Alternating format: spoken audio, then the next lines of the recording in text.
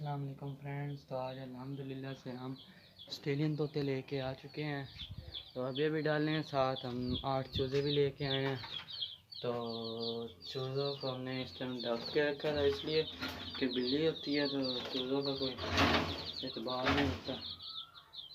तो ये हमारे ऑस्ट्रेलियन येलो में पेयर है।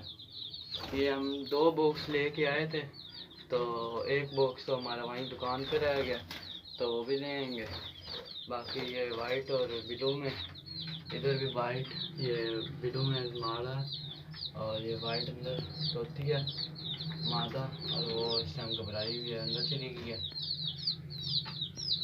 और साथ हमने इनका बाजा वगैरह भी ठीक कर डाल दिया, पानी शानी भी डाल दिया, छली भी डाली थी, खा गए हुए हैं।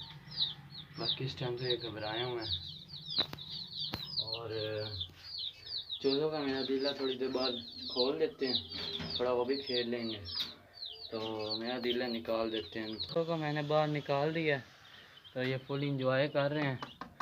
तो बाकी इनको थोड़ी देर बाहर खोल के रखते हैं, थोड़ी ये भी हवा में घुल मिल जाए, क्योंकि घबराए हुए हैं। क्यों अभी ठिकाना चेंज होता है ना, तो बंदा घबरा जाता है, तो फिर जानवर है। तो ये थोड़ी देर खेलेंगे, फिर इनको वापस डाल देंगे। तो मिलते हैं अगली वीडियो में।